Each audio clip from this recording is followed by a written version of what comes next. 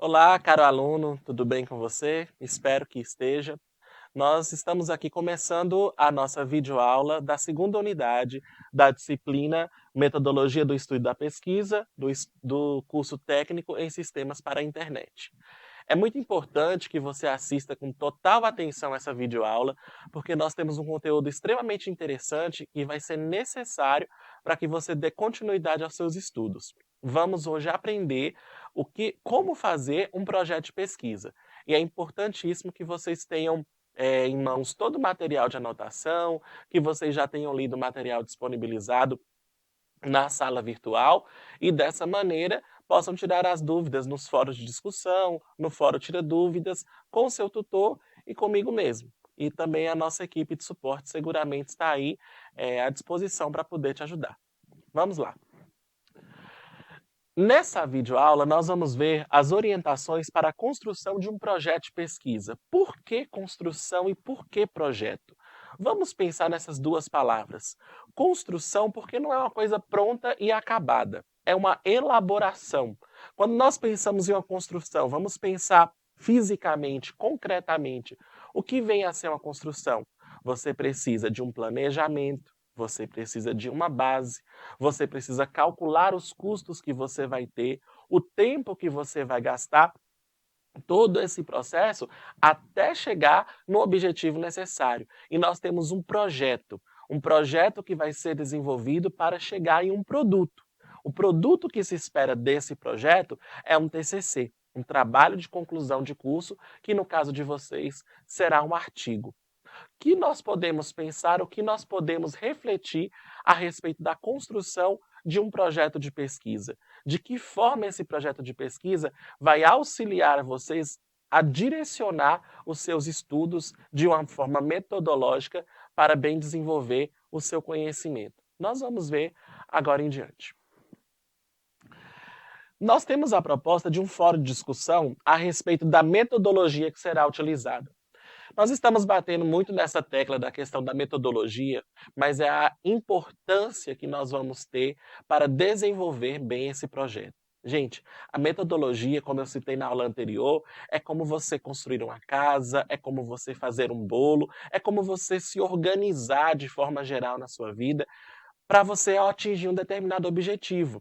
Não se faz nenhum projeto sem você ter uma metodologia. Qual é o caminho? A metodologia vai te dar o caminho que deve ser seguido até você alcançar os seus objetivos. Nós já vimos diversas metodologias de pesquisa que nós podemos utilizar ao longo aí da nossa primeira videoaula e da discussão dos fóruns.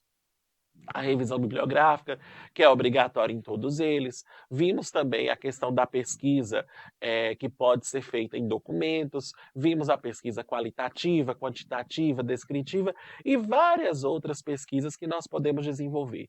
Afinal, qual a metodologia que nós vamos utilizar? Então, no segundo fórum, e eu já quero falar a respeito dele aqui, você deve priorizar, discutir a metodologia que você vai utilizar e exemplificar como fazer, como discutir, como desenvolver melhor essa metodologia. Vamos lá. Dando continuidade, então, nós vamos ver as partes de um projeto de pesquisa. Nós precisamos entender que esse projeto é por partes. Às vezes, você pode estar aí pensando, nossa, mas o caderno didático é complexo, eu vou ter que fazer um artigo científico, eu vou ter que desenvolver um projeto, eu tenho que ter um TCC. É necessário. É necessário como parte da sua formação no curso que você escolheu fazer. E é importantíssimo que faça, e não é uma coisa impossível. Você tem que lembrar, principalmente, que antes de você, várias pessoas trilharam esse caminho. Então, para isso, nós vamos parte a parte, vamos dizer assim, didaticamente falando, construir esse projeto. Então, se você entende cada parte, a necessidade que há do que desenvolver em cada uma das partes desse projeto, seguramente o todo vai ser um trabalho de muito sucesso, vai ser um trabalho que você vai lograr êxito aí de forma geral, ok? Vamos lá. Então vamos na delimitação do tema. O que vem a ser a delimitação do tema? Delimitar o seu tema de pesquisa é o mesmo que selecionar com precisão o seu campo de investigação. Sendo assim, você procederá a uma escolha da área de conhecimento. selecionando uma fração da realidade a ser pesquisada. Ou seja, você não vai selecionar, uma realidade a ser pesquisada de maneira que seja muito ampla, muito geral. É uma porção da realidade. Às vezes eu quero, por exemplo, pesquisar, a percepção do ensino de língua portuguesa no Brasil. É algo muito amplo. Eu posso pensar a percepção do ensino de língua portuguesa na escola tal da minha cidade. Aí eu tenho um recorte um pouco menor e eu consigo aplicar uma metodologia um pouco melhor nesse trabalho que eu possa desenvolver. Continuando a nossa leitura. É fundamental que o tema escolhido por você seja de grande interesse da sua parte e sobre o qual você já tenha realizado algumas leituras, mesmo não sendo essa uma situação obrigatória. Pense na escolha do seu tema como algo que você possa vir a dar continuidade em seus estudos. Gente, aqui é muito interessante você pensar nessa questão do tema escolhido. Aí nós vamos definir daqui a pouquinho a diferença entre tema e problema de pesquisa, porque o mesmo tema pode ter inúmeros problemas, inúmeras perguntas que devem ser respondidas. O que acontece? Não adianta você querer pesquisar um tema que pareça muito bonito, um tema que pareça ser muito interessante, se você não gosta dele. Então, o que que adianta eu pensar, ah, em um tema, vamos pensar aí de forma geral. Vou pesquisar de que forma foi desenvolvida determinada tecnologia da informação, sendo que, no meu caso, eu não domino a tecnologia da informação ou a forma do desenvolvimento dessa tecnologia. Vou pesquisar uma coisa que está ali no meu cotidiano, a sala de aula, a relação professor-aluno, o ensino, a pesquisa, a universidade, são coisas que estão ali no meu cotidiano. Então você tem que pensar, né, aí no seu contexto, onde você vive, o que que é interessante eu pesquisar, onde é que eu posso buscar as minhas fontes. E outra questão interessantíssima são as leituras. Gostaria de chamar a atenção que não tem como a gente escrever sem a gente ler. Então é importantíssimo que nós tenhamos leitura prévia a respeito do assunto que nós estamos tratando. Precisamos desenvolver essas leituras ao longo do nosso curso. Então, quando você for fazer, por exemplo, o levantamento bibliográfico, que é uma necessidade de um projeto de pesquisa, né? A gente falou diversas vezes, a pesquisa bibliográfica, é importante buscar o que os autores falam, pode procurar artigos que já estão prontos e procurar os desdobramentos desses artigos, que são as referências, onde é que ele buscou, onde é que essa pessoa que escreveu pesquisou. É importantíssimo isso, para que a gente possa ter um repertório de leitura bastante amplo, a gente tabula aqueles dados, a gente faz fichamento daqueles dados e a partir daquilo nós vamos dar interpretações das falas dos autores. É importante também que a gente tome muito cuidado, aqui já falando de leitura, eu vou adiantar um assunto que é extremamente sério, e eu gostaria de chamar a atenção, que é a questão do plágio. Muitas vezes a gente pode, como acadêmico, como estudante, cair em tentação de achar um fragmento que tem tanto a ver com a nossa pesquisa que a gente pega aquele fragmento e coloca no texto como se fosse nosso. Isso se chama plágio. Eu estou copiando alguma coisa que outra pessoa escreveu. Eu não posso fazer isso. O que eu posso fazer nesse caso? Estou lendo um livro, professor, achei extremamente interessante, ou estou lendo um artigo, achei extremamente legal, na apostila que foi indicada, no caderno didático que foi indicado, tem uma fala muito interessante de determinado professor, e eu gostaria de colocar isso no meu trabalho? Pode colocar, não tem problema, desde que você referencie. Nós temos lá no nosso caderno didático ensinando a fazer as referências e também no manual de TCC da Unimontes. Então você pode utilizar, né, o professor falou determinado assunto, tem tudo a ver com a pesquisa que eu estou fazendo. Ok, beleza, tranquilo. Mas aí você precisa referenciar tal autor, tal data, está em tal livro ou publicado em tal site. Dessa forma, aí não vai caracterizar o plágio. Você fez uma citação de um autor que versou a respeito do tema que você já estava trabalhando. Ok? Então damos continuidade. Vamos lá. Outro ponto interessantíssimo do projeto de pesquisa é o quadro teórico-conceitual. Para especificar o quadro teórico-conceitual, você deverá. Aqui nós delimitamos alguns pontos que estão aí no caderno didático indicado a vocês. ler diversos textos sobre a temática a ser desenvolvida, perceber os conceitos utilizados pelos diferentes teóricos e avaliar a aplicabilidade do seu estudo. Não adianta a gente querer muitas vezes, ter conceitos que, são muito amplos, conceitos que às vezes não se aplicam, a gente fica forçando que determinado autor fale a respeito do assunto que nós falamos, porque nós achamos esse autor interessante.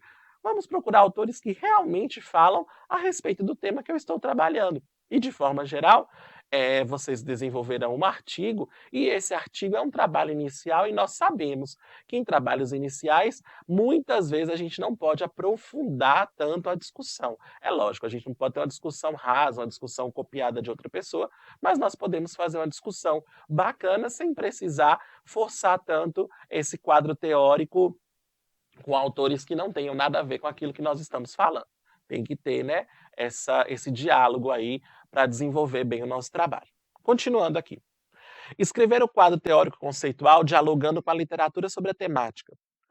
Por tudo discutido até o momento, faz-se necessário entender outro item fundamental do seu projeto de pesquisa: os procedimentos metodológicos e as fontes de investigação. Gente, novamente nós batemos nessa tecla. Os procedimentos metodológicos, eles são de suma importância. Nós não podemos dispensar esses procedimentos metodológicos porque eles fazem parte daquilo que nós estamos desenvolvendo. Então, o que é o quadro teórico conceitual? É a discussão que eu faço dos autores. Eu vou apresentar as teorias já existentes. Então, determinado autor fala a respeito, eu posso, por exemplo, numa discussão sobre educação, pegar aí ah, alguma coisa referente ao professor Paulo Freire. O professor Paulo Freire tem lá a pedagogia da autonomia, a pedagogia do oprimido. Eu posso fazer um diálogo do professor Paulo Freire com o professor Miguel Arroio. O professor Miguel Arroio tem um livro muito interessante chamado Ofício de Mestre, e ele vai dizer como um professor que realmente se comporte como um mestre, bastante próximo do diálogo aí com Paulo Freire. Então eu posso dialogar esses dois autores. Estou dando um exemplo bastante geral, mas aí você vai definir o que vai existir a partir do seu tema. Vamos dar continuidade. Temos, então, os procedimentos metodológicos e fontes de investigação. O que são os procedimentos metodológicos? É a metodologia que nós vamos utilizar. A metodologia da sua pesquisa é um planejamento detalhado e sequencial de métodos e técnicas científicas, as quais serão executadas ao longo do seu estudo de pesquisa. A consequência de uma metodologia bem feita é a condição para atingir os objetivos previstos com eficácia e confiabilidade nas informações e interpretações do pesquisador. As fontes de investigação devem ser bem definidas. Você deve descrever suas fontes, informar onde elas estão localizadas e substancialmente explicar a contribuição das mesmas para o projeto em questão. Muitas vezes você pode aí desenvolver uma pesquisa que não vai precisar exatamente de fontes, que seriam documentos, imagens, alguma coisa do tipo. Mas você vai ter uma referência bibliográfica, então você tem que definir onde essa referência se encontra. Para essa definição, nós temos as citações que estão nos livros, ou nos artigos, ou nos endereços da internet. É muito interessante no curso da modalidade EAD que nós utilizamos bastante a questão da referência eletrônica, da pesquisa eletrônica, e aí nessa pesquisa nós temos lá o endereço completo do site, a data do acesso, né, para a gente saber onde está disponível e quando está disponível, onde foi feita a nossa pesquisa. Outro ponto importante, pessoal, é a gente prestar muita atenção no cronograma, né? Eu costumo dizer o seguinte: é melhor nós gastarmos tempo fazendo um bom planejamento do que nós gastarmos tempo resolvendo problemas. Por que isso? É uma frase que eu não sei se eu já vi em algum lugar ou se eu tirei de algum lugar, mas eu trago ela para a minha vida.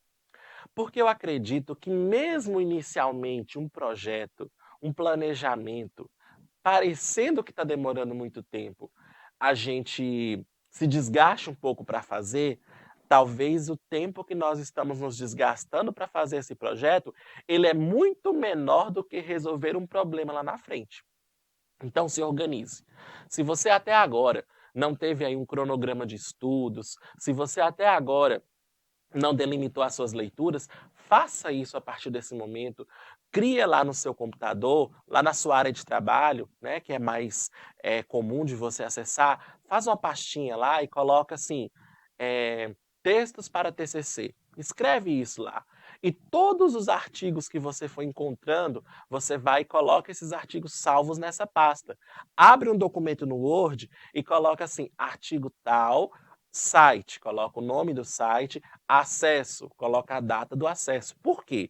Que isso é interessante, é uma dica extremamente válida. Quando você for referenciar o seu TCC, colocar lá embaixo a referência, você vai ter tudo anotado. Aí é só colocar por ordem alfabética que nós temos todas as citações de onde você tirou a sua pesquisa, tá? E isso faz parte também do cronograma, esse levantamento que nós fazemos.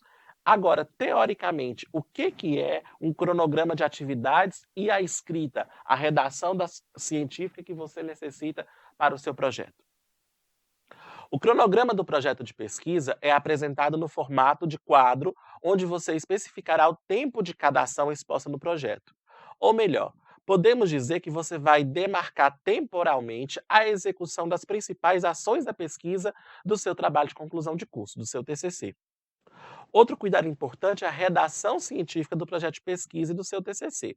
Deve ser dada uma atenção especial a esse quesito, pois outros irão ler o que você escreveu. Então lembre-se sempre de passar por uma correção criteriosa de grafia. Gente, aqui eu quero chamar a atenção de algo importantíssimo. Nós não escrevemos para nós mesmos. Eu costumo dizer como professor, principalmente no ensino fundamental, que às vezes a gente pega alguma coisa escrita à mão e não entende a própria letra, costumo dizer para os alunos assim: olha, você está escrevendo, nem você mesmo conseguiu entender o que você escreveu. Imagina eu como professor. Agora pense você está escrevendo um trabalho científico, um trabalho de conclusão de curso. E aí você escreve de forma que a outra pessoa não vai conseguir entender. Vou dar um exemplo bem prático. Pensa num jornal televisivo, o Jornal da Tarde ou o Jornal Regional. Aquelas pessoas que estão ali, elas prepararam um texto para que aquelas pessoas que vão receber a informação, elas recebam aquela informação com clareza. Vocês têm que fazer a mesma coisa. Né? E é importantíssimo outro detalhe. Às vezes a gente não tem assim o domínio de escrever a língua portuguesa de uma forma totalmente culta. Às vezes nós escrevemos com certos coloquialismos. Isso acontece com todo mundo e é normal e é comum. O que é necessário fazer? Peça a um professor de língua portuguesa, seguramente você tem algum colega que trabalha numa escola, ou algum colega que até mesmo está fazendo curso como uma segunda formação, uma formação continuada, peça a essa pessoa para poder fazer a revisão do seu trabalho. Às vezes vai cobrar ali um valor, às vezes não, mas peça essa pessoa para fazer uma revisão, para entregar um trabalho coerente, com uma escrita bacana, que não tenha problemas, não tenha coloquialismos, para que nós possamos ter um TCC muito bem estruturado. Vamos ter tempo para isso, não é nenhum bicho de sete cabeças, como eu falei na outra aula, né? A vida é muito mais complexa, a vida é muito mais difícil, tem cada um seus problemas. O TCC, nenhum curso, é só uma parte da vida, tá? Aí nós vamos ver aqui outro detalhe a respeito do cronograma. Aqui eu coloquei um exemplo de cronograma. Não quer dizer que esse seja o cronograma que você vai seguir na escrita do seu TCC. Como exemplo está aqui o ano de 2020. Claro, nós estamos começando aqui em 2019 os procedimentos metodológicos para a escrita do projeto e depois do TCC como um artigo mesmo que vocês vão desenvolver. Mas aqui algumas partes, né? A pesquisa em fonte, leitura de livros, artigos e fichamentos, né?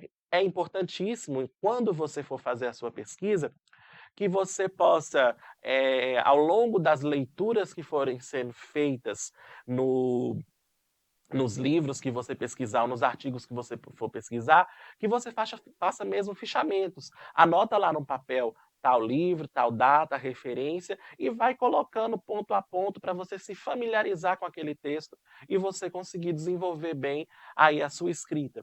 Outro ponto importante, análise e interpretação dos dados e síntese do material. Isso é praticamente concomitante com a leitura.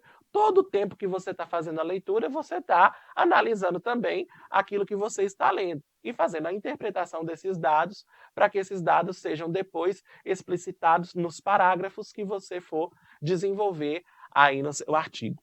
Depois disso, discussão dos resultados e submissão a congressos. Esse aí é um detalhe que nós vamos ver posteriormente, aí vai depender das orientações que nós temos da coordenação, mas aqui na própria universidade nós temos o FEPEG, existem congressos regionais, dependendo do tema da pesquisa, às vezes apresentá-lo em algum lugar na cidade, dependendo da relevância social que esse projeto for ter, é muito interessante, porque nós estamos fazendo com que um trabalho produzido na academia ele possa ser conhecido pela comunidade. Depois vamos ter a elaboração e a submissão de artigos, também faz parte dessa divulgação.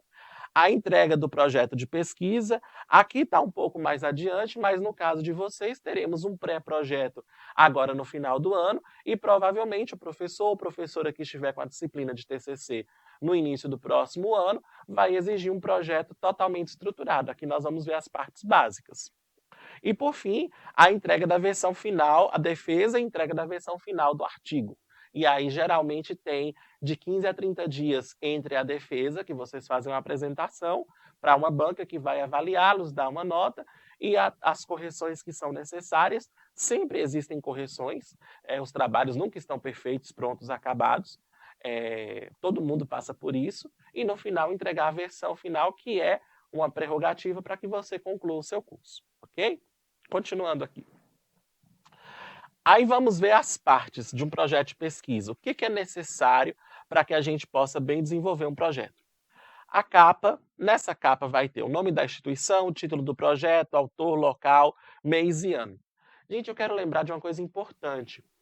Esses dados todos que estão colocados aqui para as partes de um projeto de pesquisa, eles estão exemplificados em um esqueleto de projeto que já está postado no ambiente virtual. Então, espero que vocês já tenham visto com bastante atenção a sala virtual e visto esse exemplo de projeto que está lá. E aí você vai seguir, né, as orientações que estão lá, colocando os dados do projeto que você vai desenvolver. A folha de rosto, com o nome da instituição, título geral do projeto, autor, local, mês e ano, a introdução. Nós podemos ter introdução e justificativa junto. O que é uma justificativa? É quando você apresenta a relevância da sua pesquisa. Essa pesquisa, ela se faz necessária por causa de determinado fator, de determinada situação observada, de leituras feitas previamente. Então, você tem uma justificativa. É uma relevância para o desenvolvimento da pesquisa. Ela pode vir junto com a introdução, que você começa uma discussão teórica e pode justificar a sua pesquisa, ou pode vir separada, introdução, justificativa ou as duas juntas. Depois o tema. Gente, é importantíssimo pensarmos novamente. Tema é diferente de problema. Então, seguramente você deve ter um tema em mente, né? Pensar determinada coisa. E aí, depois nós temos um problema. O problema é a pergunta. Tenha sempre isso em mente.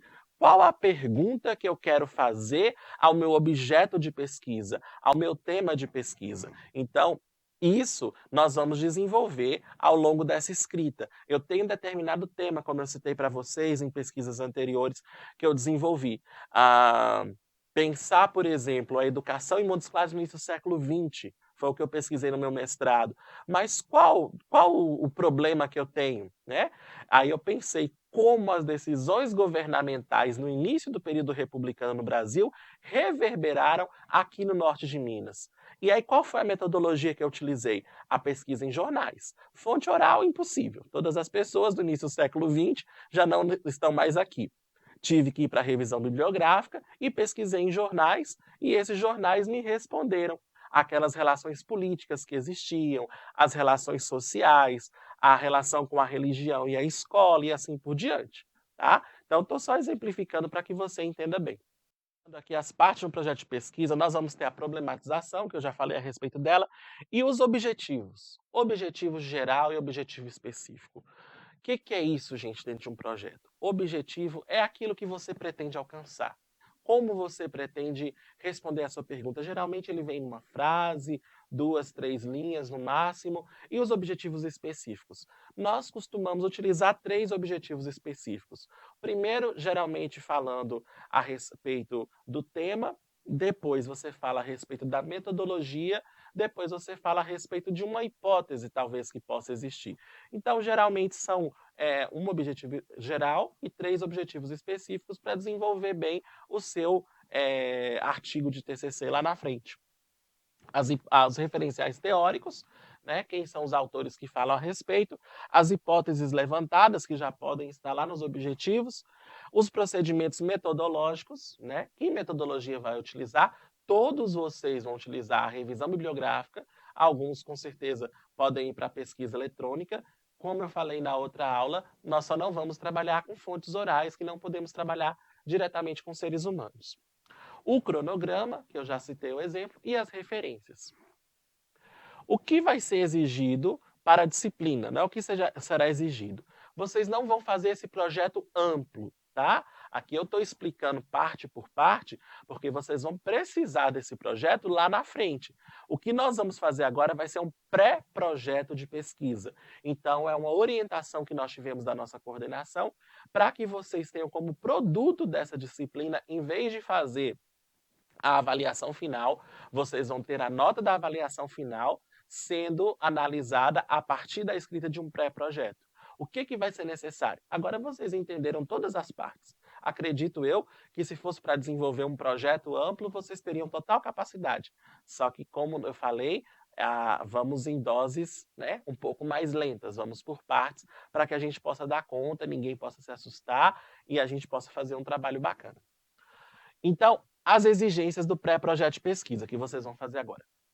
Nós teremos o tema, tá? É necessário que você defina qual tema você quer pesquisar e o problema, a pergunta que você quer apresentar, e aí nós vamos colocar isso no seu pré-projeto. Objetivo geral e específico, como eu falei com você, um objetivo geral, 3 objetivos específicos, justificativa, que aí aqui você apresenta a relevância, a metodologia, nessa metodologia ela vai entrar a questão, todos vocês vão trabalhar com a revisão bibliográfica, as normas seguidas estão em conformidade com a ABNT, Associação Brasileira de Normas Técnicas.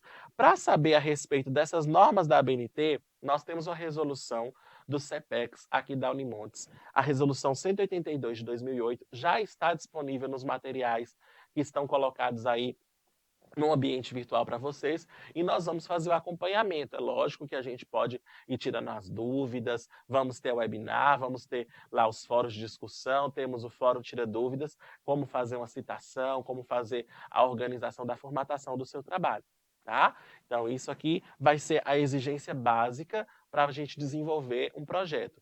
Gente, eu quero chamar novamente a atenção com a questão do plágio. Tá? Tem muitas pessoas que às vezes falam assim, nossa, isso é muito difícil, eu não vou conseguir. Não existe isso, tá, gente?